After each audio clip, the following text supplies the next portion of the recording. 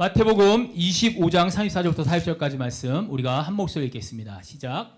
그때 임금이 그 오른편에 있는 자들에게 이르시되 내 아버지께 복받을 자들이여 나와 창세로부터 너희를 위하여 예비된 나라를 상속받으라. 내가 줄일 때 너희가 먹을 것을 주었고 목마를 때 마시게 하였고 나그네 되었을 때 영접하였고 헐벗었을 때 옷을 입혔고 병들었을 때 돌아보았고 옥에 갇혔을 때 와서 보았느니라. 이에 의인들이 답하여 이르되 주여 우리가 어느 때 주께서 줄이신 것을 보고 음식을 대접하였으며 목마르신 것을 보고 마시게 하였나이까. 어느 때에 나그네 되신 것을 보고 영접하였으며 헐벗으신 것을 보고 옷 입혔나이까. 어느 때에 병드신 것이나 옥에 갇히신 것을 보고 가서 배웠나이까 하리니 임금이 대답하여 이르시되 내가 진실로 너희에게 이르노니 너희가 여기 내 형제 중에 지극히 작은 자 하나에게 한 것이 곧 내게 한 것이니라 하시되. 아멘. 저는 어릴 때부터요 좀 이렇게 세상 돌아가는 일에 관심이 좀 많았었습니다. 그래서 여러 가지 사회 문제들에 대해서 좀 관심을 많이 가졌고, 그 청년 시절 때는 뭐 제가 뭐라 그럴까요? 좀 보다 나은 사회, 보다 정의로운 사회를 위해서 뭐 이런저런 또 일들을 하기도 했었습니다. 예. 그렇게 살다 보니까요, 세상 어떤 돌아가는 그 소식, 그렇죠? 그 소식을 알려주는 그 뉴스를 보는 게 습관이 됐어요. 옛날에는 제가 한국에서 그 만드는 신문을 또 이렇게 보내주면 그 신문을 또 직접 구독까지 해서 보고, 옛날에 종이신문을 많이 봤었는데 요즘에는 뭐 종이신문 보시는 분들 계시나요? 뭐 저는 종이신문 안 본 지가 너무 오래됐네요. 인터넷을 통해서 여러 가지 뉴스와 소식을 접하곤 합니다. 근데 사실 요즘에 이제 들려오는 그런 뉴스를 보는데 제 마음이 참 쉽지가 않습니다. 그래서 아침마다 뉴스를 제가 이렇게 인터넷을 통해서 확인을 하면서 한숨을 쉴 때가 참 많이 있습니다. 왜냐하면 가슴 아픈 그런 뉴스가 요즘 최근에 너무 많이 들려오기 때문입니다. 특별히 여러분들 잘 아시다시피 2주 전에 시작된 그 이스라엘 팔레스타인 전쟁을 통해서 그 소식을 참 들을 때마다 제가 마음이 참 많이 아픕니다. 이미 뭐 아시겠지만 양쪽 합쳐서 6천 명이 넘는 사람들이 이미 죽었고 한 16,000명 넘는 사람들이 여러 가지 부상을 당한 그런 상황이죠. 그런데 이 전쟁은 말이에요, 군인보다도 오히려 민간인들이 훨씬 많이 죽었다는 거예요. 더 슬픈 것은 아무 죄 없는 어린 아이들, 그런 아이들이 총격으로, 폭격으로 그렇게 죽어간다는 거죠. 그 전쟁은 이렇게 우리의 삶을 파괴시키는, 어찌 보면 가장 극악한 범죄가 아닌가, 저는 그런 생각을 하게 됩니다. 이런 가슴 아픈 소식은요, 중동 땅에서만 들려오는 건 아닙니다. 1년 전 이맘때 한국에서 있었던 일이 있었죠. 이태원에서 참사가 있었습니다. 그리고 이제 그 이태원 참사의 일주기를 앞두고 있습니다.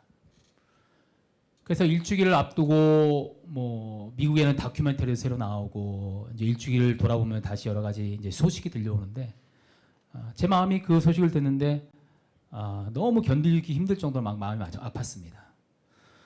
그저 축제를 즐기기 위해서 길거리로 나갔던 사람들인데 159명이 거기서 목숨을 잃었죠.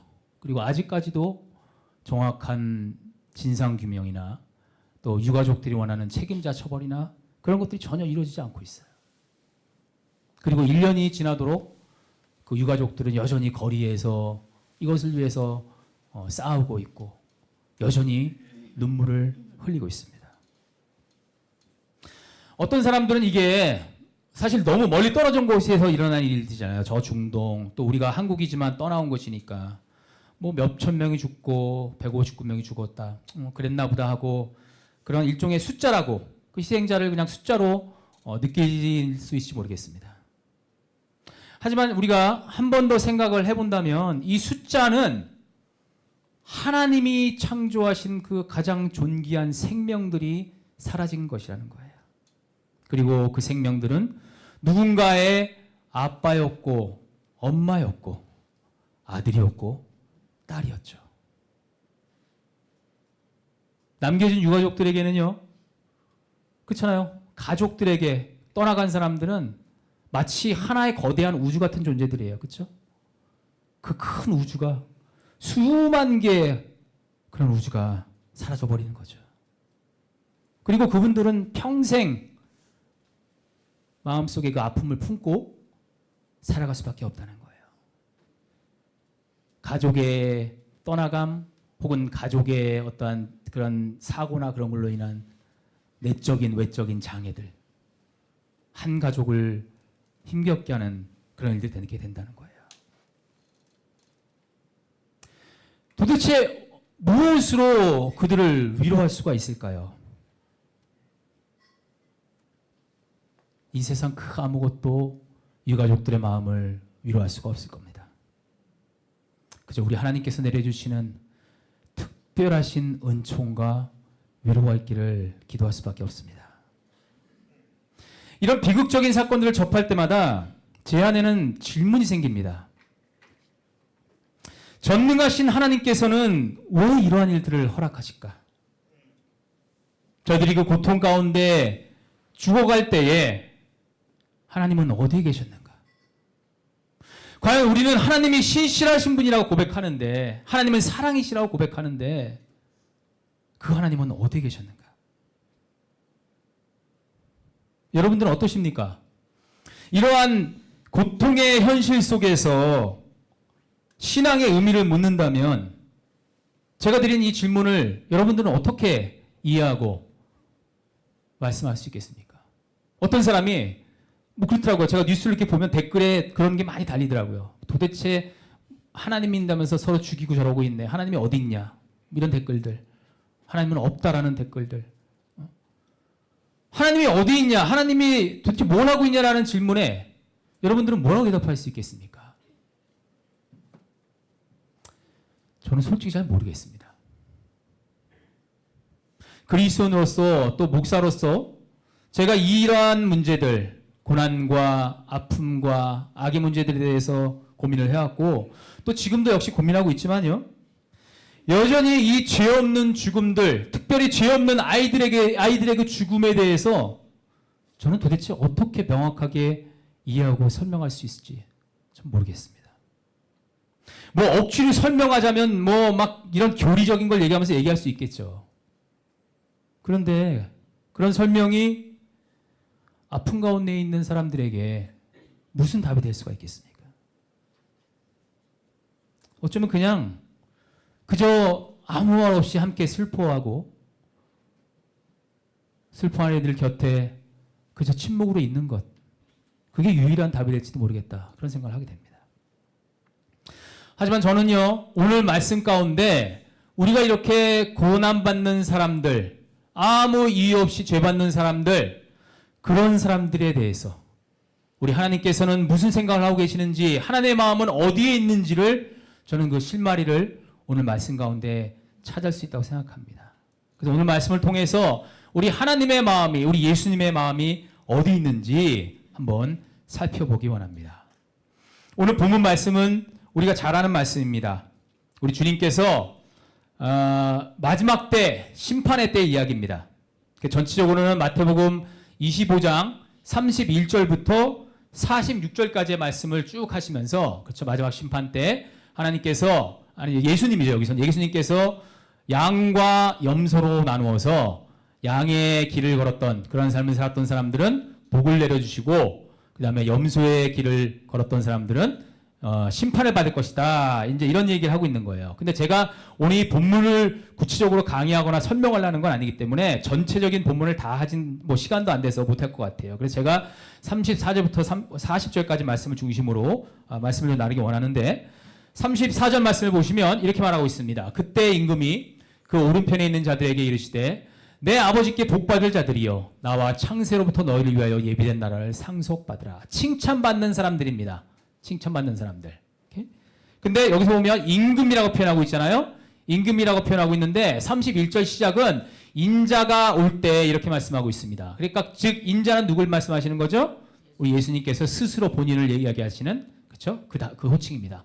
그러니까 연결하면 그때의 임금이, 이 말씀 뭡니까? 그때 예수님께서 이렇게 하신다는 거예요. 그런데 오른편에 있는 사람들에게 얘기하셨다는 거예요. 이게 뭐 사실 오늘 우리나라는, 죄송하면 저도 왼손잡이인데 오른편이 좋고 왼편이 나쁜 것처럼 더 이상 생각하시면 안 됩니다. 왼편도 좋은 겁니다. 근데 이 당시 문화 속에서는 왼편은 뭔가 안 좋은 거라는 그런 문화적인 그게 있었습니다. 그래서 왼손을 못 쓰게 했잖아요. 뭐 우리 한국도 마찬가지였지만. 그래서 오른편, 그러니까 더 좋은 삶을, 더 좋은 길을 걸었던 사람들에 대한 이야기예요. 자, 그런데 그 사람들이 그럼 무엇을 했냐? 이렇게 말씀하고 있습니다. 35절, 36절에서 그들이 했던 것, 그것이 뭐냐면 이렇게 말하고 있어요. 내가 줄일 때에 너희가 먹을 것을 주었고, 목마를 때에 마시게 하였고, 나그네 되었을 때 영접하였고, 헐벗었을 때에 옷을 입혔고, 병들었을 때에 돌아보았고, 옥에 갇힐 때에 와서 보았느니라. 이렇게 말씀하고 있어요. 좀 보세요.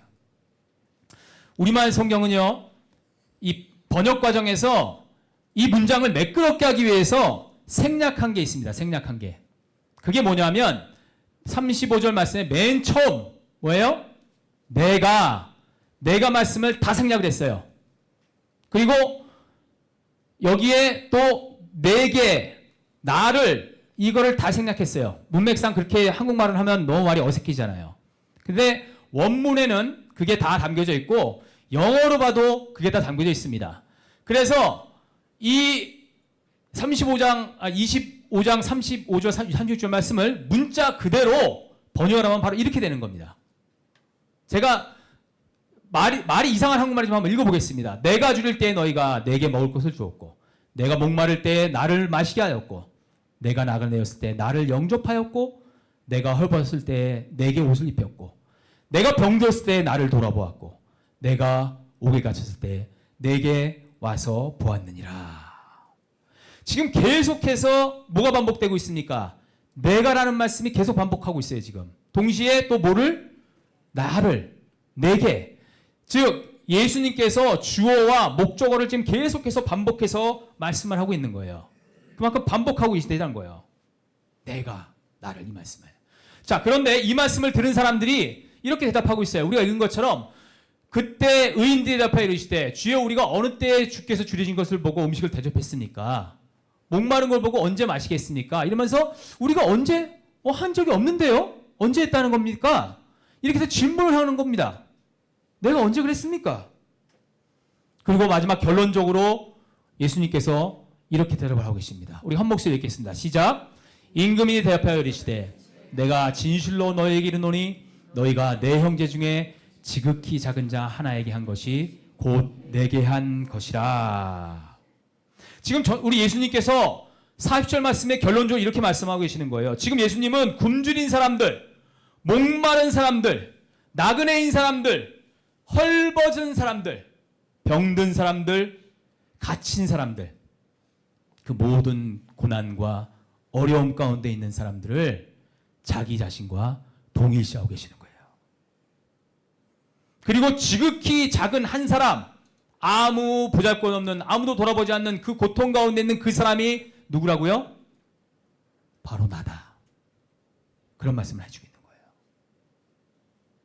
여기서 내 형제 중에라는 말을 가지고 또 어떤 분들은 내 형제라고 하니까 여기서 얘기하는 사람이 예수님께서 형제를 누구라고 부르면 제자들을 형제라고 불렀다 해서 제자들을 말하는 것이다. 이 사람들은 제자들 중에 뭐 목마른 사람, 줄인 사람, 그런 사람이라 얘기하는 그런 사람이 그런 해석이 있어요. 또 어떤 사람은 내 형제니까 형제들은 누구예요? 그리스도 안의 형제 자매들, 그리스도인들을 얘기하는 것이다라고 얘기합니다.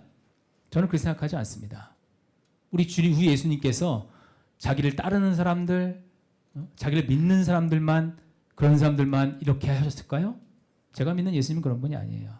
지금 이 말씀에서 하고 있는 것은 모든 고난당하는 사람들, 아픔 가운데 있는 사람들, 괴로움 가운데 처해 있는 사람들, 바로 그 모든 사람들이 누구라고요? 바로 나다라고 예수님께서 말씀해 주고 있는 거예요. 그래서 이 말씀을 좀 쉽게 풀이해서 한 메시지 성경에서는 40절 말씀을 이렇게 말씀하고 있습니다. 내가 중대한 진리를 말한다. 너희가 무시당하거나 남이 알아주지 않는 사람한테 그런 일을 하나라도 하면 너희는 나에게 한 것이다. 이렇게 말씀하고 있어요. 이 말씀 속에서 우리는 영적인 진리를 발견하게 됩니다. 예수님께서는 무시당하고 알아주지 않는 바로 그 한 사람, 삶의 어려움 가운데 공경 가운데 처해 있는 그 한 사람, 갑자기 닥쳐온 이해할 수 없는 그 아픔 가운데 처해 있는 그 한 사람 곁에 계시다는 거예요. 아니, 그 한 사람이, 그 한 사람의 아픔이 바로 나의 아픔이다라고 말씀해 주고 계시는 거예요. 여러분, 예수님을 만나고 싶으십니까? 예수님을 찾아보고 싶으세요? 멀리서 찾을 필요가 없습니다. 우리 예수님께서는 고난받는 아무 보잘것없는 그 사람 안에 계시다는 거예요. 거기에서, 그 사람 속에서 우리 예수님의 모습을 발견하는 게 바로 영적인 눈이고, 그 사람이 바로 영적인 사람인 것입니다. 그게 우리 예수님께서 기뻐하시는 그 사람이라는 거예요. 그렇기 때문에 우리는 제가 초반부에 얘기한, 매일 아침 제가 듣고 있는 이 안타까운 이 역사의 현실 속에서, 죽음의 현실 속에서 우리 예수님께서는 어디에 계시는가를 우리는 그거를 찾을 수 있다는 겁니다. 우리 예수님께서는 하나님의 이름으로 죽고 죽이고 있는 그 전쟁의 한복판에 계시다는 겁니다. 그리고 거기에서 아무 죄 없이 죽어가고 있는 바로 그 어린아이의 눈물 가운데 계시다는 거예요. 아무도 돌아보지 않는, 아무 보잘것없는 그 사람들, 거기에 우리 예수님께서 계시다는 것, 그것이 여러분들에게 고백하는 저의 믿음의 고백입니다. 엘리 위젤이라는 유대인 작가가 있었어요. 그 웰리 위젤이라는 유대인 작가가 자기가 그 쓴 자전적인 소설을 하나 썼는데, 나잇입니다. 나이트, 밤이라는 그 소설을 썼는데, 거기에서 자신이 겪었던 그 고통스러운 현장의 모습을 묘사하고 있습니다. 2차 세계대전 당시에 우리가 잘 알다시피 유대인들이 나치에 의해서 수용소에 갇히게 되죠. 600만 명이 넘는 그 많은 유대인들이 나치에 학살을 당합니다. 엘리 위젤 역시도 그 수용소, 아우슈비츠 수용소에 수감되어 있었어요. 그리고 거기에서 자기 가족들을 잃고 고통 가운데 있었죠. 탈출구는 없고 인생이 어떻게 될지 모르는, 앞날이 어떻게 될지 모르는 그런 상황에 처해 있었던 거예요. 근데 어느 날 나치가 탈출을 시도했다는 이유로 이 유대인 3명을 갖다가 교수형에 처합니다. 2명의 어른과 1명의 아이예요. 교수형에 처하면서 유대인들을 쫙 세워놓고 그 앞에서 교수형을 집행합니다. 겁주는 거죠. 본보기로 그렇게 하는 거예요. 근데 어른 2명은 그래도 몸무게가 나가니까 금방 숨을 거뒀는데, 이 아이가 몸무게가 너무 가벼워서 거기에 매달려서 계속 죽지 않고 신음만 하고 있는 상태로 있었어요. 그 처참한 광경을 보고 있던 유대인들, 엘리 위젤도 그 처참한 광경을 보고 있었죠. 그리고 엘리 위젤의 바로 뒤에서 누군가가 신음 섞인 목소리로 이렇게 묻습니다. 도대체 하나님은 어디에 계시는가? 그때 엘리 위젤은 자기의 마음 속에서 들려오는 한 음성을 듣습니다. 하나님이 어디에 계시느냐고? 하나님은 저기에 계신다. 저 교수대 위에 매달려 계신다. 그게 엘리 위젤이 들었던 그 마음의 음성이었어요. 이 이야기는 우리에게 무엇을 가르쳐주고 있습니까? 그것은 우리 하나님께서는 우리들의 고통의 그 한가운데에 함께 하신다는 사실입니다. 여러분, 우리는 우리의 인생에 닥쳐오는, 또 우리가 겪고 있는 이 세상 속에서, 이 역사 속에서 일어나는 그 많은 고난의 의미들, 그 죽음의 의미들을 우리는 다 이해할 수 없습니다. 그저 하나님께서는 우리는 알 수 없지만 이 악을 허락하신다는 것이고, 그리고 이 악은 여전히 이 세상에 있다는 것이고, 고통은 우리 삶에 있다는 것, 그것을 인정할 뿐입니다. 언젠가는 우리 정의의 하나님께서, 사랑의 하나님께서 이 모든 것을 바로잡으시고 역사의 심판을 이루실 거라는 그 소망을 마음에 품은지 말입니다. 어떤 사람들은 제가 그 댓글에서 말씀드린 대로 도대체 하나님이 어디 있느냐, 하나님이 있는데 어떻게 이런 일이 일어나냐고 그런 것들을 이야기할 수 있는 사람들이 있을지 모르겠습니다. 하나님이란 존재는 이런 것 해결 못하는 무능한 존재라고 할지 모르겠어요. 심지어는 하나님은 고통을 저렇게 즐기는, 저 하나님 믿는 사람들을 통해서 이런 일들이 일어나는 그러한 고통을 즐기는 존재냐, 그렇게 또 질문할지 모르겠어요. 하지만 하나님을 믿는 우리들은 믿음의 선택을 할 수 있습니다. 그렇지 않다, 하나님께서는 우리의 고통 그 한가운데 지금 함께하고 계신다. 그렇게 믿음의 고백을 우리는 선택할 수 있다는 거죠. 그리고 비록 이 비참하고 어두운 현실 속일지라도 하나님의 보이지 않는 사랑은 거대한 강물처럼 여전히 흘러가고 있다는 것을 우리는 믿음의 눈을 들어서 바라봐야 한다는 것입니다.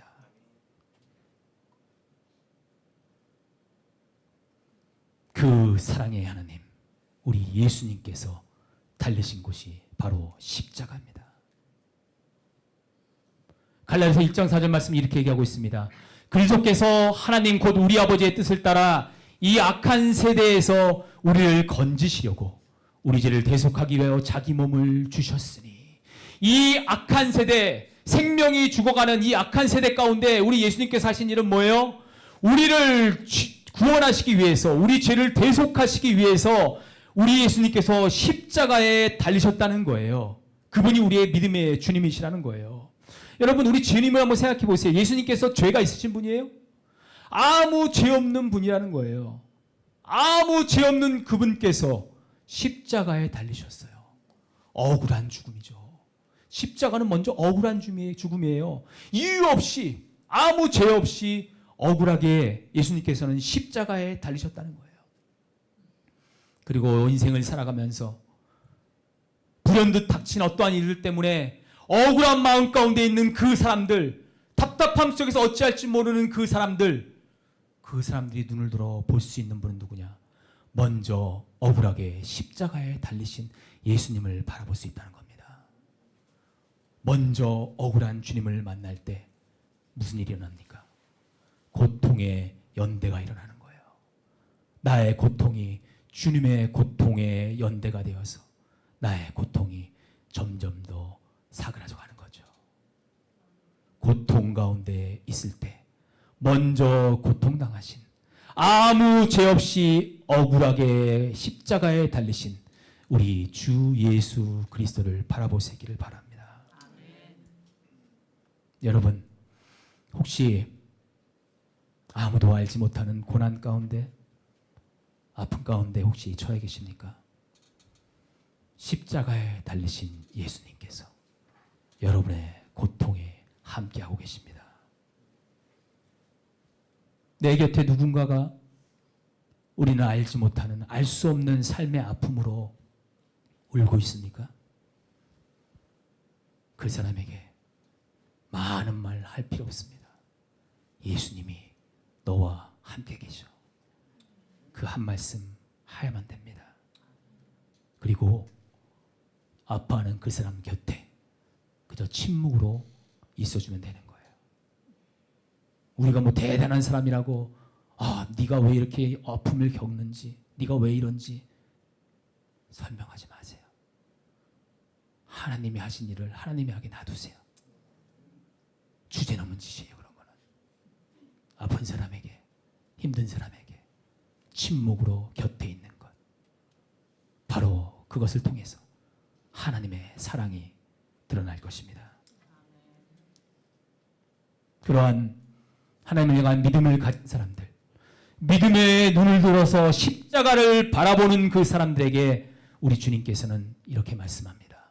우리가 한 목소리 읽겠습니다. 시작. 누구든지 나를 따라오려거든 자기를 부인하고 자기 십자가를 지고 나를 따를 것이니라.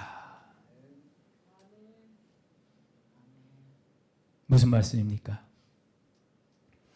우리 지금 예수님께서는 내가 고통받는 그 사람, 보잘것없는 그 한 사람 곁에 내가 있으니 너도 나를 따라서 고통받는 사람들 곁으로 가자. 이렇게 말씀하고 계시는 거예요. 그 십자가의 길로 우리를 초청하고 계시는 거죠. 김기성 목사님이라는 분이 계십니다. 김기성 목사님이라는 분은 기독교 영성이 무엇이냐 이렇게 말씀하고 있습니다. 기독교 영성은 타인의 고통에 공감하는 능력이라고 말하고 있어요. 타인의 고통에 공감하는 능력. 다른 사람의 고통에 공감할 수 있는 그 민감성이 기독교 신앙을 나타내는 것이고, 그렇게 다른 사람의 고통에 아파할 수 있는 사람이 진정한 영적인 사람이라는 거예요. 진정한 믿음의 사람이라면, 주님을 만났다면 고통받는 누군가를 보며 마음이 힘들 수밖에 없고 무언가 그 고통의 짐을 나누고 싶어하는 마음이 생길 수밖에 없어요. 왜? 내가 아니라 내 안에 예수님께서 그 마음을 주시고 그 마음으로 움직이시기 때문인 거예요. 고난받는 사람들의 얼굴 속에서 예수님의 얼굴을 발견할 수 있다면 그것이 가장 놀라운 영적인 사람이요 영적인 일이라는 것을 믿으시기 바랍니다. 여러분, 나의 신앙이 건강한지, 내가 믿음 생활을 제대로 하고 있는지 어떻게 여러분 검증할 수 있는지 아세요? 어떻게 검증할 수 있을까? 어떻게 알 수 있을까요? 예수님 뭐라고 그랬어요? 열매로 하는 거예요. 열매로. 어떤 열매로요? 예수님을 막 열심히 믿는다고 하는데 내 마음은 더 나를 위해서, 내 가족만을 위해서, 내 만족적인 것만 위해서 그런 신앙만 꾸준히 하고 있잖아요. 돌아보셔야 합니다. 돌이키셔야 합니다. 그것은 주님이 기뻐하시는 신앙과 영적인 모습이 아니라 내 만족적인 내 혼자서의 신앙 속에 빠져 있는 거예요. 그것도 우리 주님은 다 받아주시죠. 하지만 주님이 기뻐하시는 것은 그것이 아니에요. 나의 마음이, 내 손과 발이 내 곁에 있는 누군가를 향하고 있다면, 불들 떠오르는 어떤 힘들고 어려운 그 사람을 위해서 나도 모르게 막 기도하고 싶은 마음이 있다면, 들려오는 세상의 뉴스들 속에서 마음이 괴롭고 하나님의 마음이 어디 있을까 고민하며 함께 눈물을 흘릴 수 있다면 그것이 바로 신앙의 열매이고 주님이 기뻐하시는 일이라는 거예요. 하나님은 도대체 어디에 계시는가? 하나님은 왜 침묵하고 계시는가? 그러한 질문에 가만히 계시는 분이 아닙니다. 그 하나님께서는 지금 하나님의 손과 발이 되어줄 사람들을 기다리고 있습니다. 그리고 그 일에 함께할 사람들, 하나님의 그 선한 힘에 의지해서 선한 마음으로 선한 일을 하겠다고 믿음의 결단을 하는 그 사람들을 통해서 하나님은 바로 일하고 계십니다. 바로 지금 이 순간에서도 여전히 하나님은 그 사람들 통해서 일하고 계시다는 거예요. 그리고 오늘 아침에 하나님께 예배하고 있는 저와 여러분들에게도 나와 함께 십자가의 길로, 이 사랑의 길로 함께 가자 초청하고 계십니다. 설교를 하면서 여러분을 위로해드리고 기뻐할 수 있는 말씀을 드리면 저도 좋겠지만, 오늘 말씀도 우리를 향하신 하나님의 음성이요 말씀이라는 것을 믿음으로 고백할 수 있기를 바랍니다. 마음에 좀 부담이 되시나요? 당연한 겁니다, 여러분. 십자가는 쉬운 게 아니에요. 부담이 되는 겁니다. 하지만 십자가로 해서 뭐 거창하게 내가 대단한 일을 해야 되는 그런 것도 아니에요. 나의 삶의 현장에서 우리 주님께서 내 마음 속에 주시는 바로 그 마음, 누군가를 위해서 주시는 그 마음, 그것을 내가 받아들이고, 예, 주님, 순종하겠습니다. 내가 주님의 길을 따르겠습니다. 라고 하는 것이 바로 내 삶에 맡겨진 나의 십자가라는 거죠. 내가 져야 할 삶의 십자가는 무엇일까요? 어디를 향해 나아가야 할까요? 아주 작은 일부터 시작할 수 있어요. 기도를 매일 나를 위해서, 내 가족을 위해서, 나의 안녕을 위해서 하는 것을 하세요. 그리고 그것을 넘어보세요. 하나님의 마음이 어디 있는지 알려주십시오, 주님.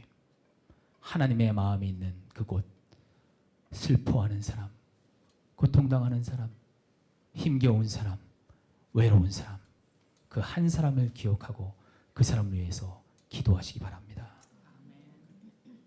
그리고 이 세상에 일어나고 있는 수많은 불의와 아픔들에 대해서 잘못됐다는 이야기를 하고 소리를 치고 저항을 하고, 그러한 일들에 우리가 또한 동참할 수 있을 거예요.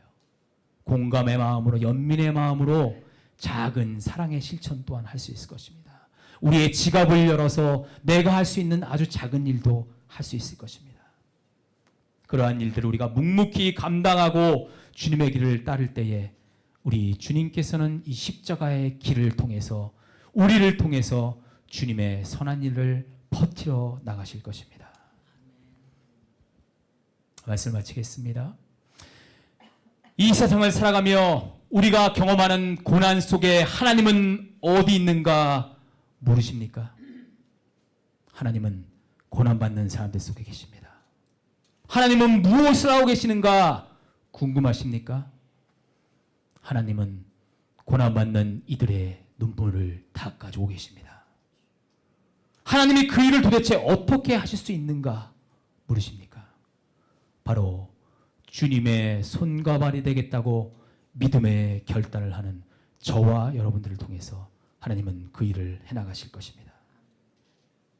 그리고 그 믿음의 결단의 길에서 주님의 그 부르심에 순종하는 우리들을 향해서 우리 주님께서는 이렇게 말씀해 주실 것입니다. 우리를 향하신 주님의 음성을 여러분 들어보시기 바랍니다. 내가 굶주릴 때에 네가 먹을 것을 주었구나. 내가 목마를 때에 네가 마시게 하였구나. 내가 나그네 되었을 때 네가 맞아주었구나. 내가 헐벗었을 때 네가 입혀주었구나. 내가 병들었을 때 네가 돌아보았구나. 내가 감옥에 갇혀 있을 때 네가 찾아와 주었구나. 참으로 고맙구나. 내 아버지께 복받을 사람이여 너를 위하여 예비된 하나님의 나라를 풍성히 받기를 원하노라. 주님의 이 음성이, 이 말씀이 저와 여러분들의 삶 가운데에 말씀 그대로 이루어지기를 소망합니다. 함께 기도하시겠습니다.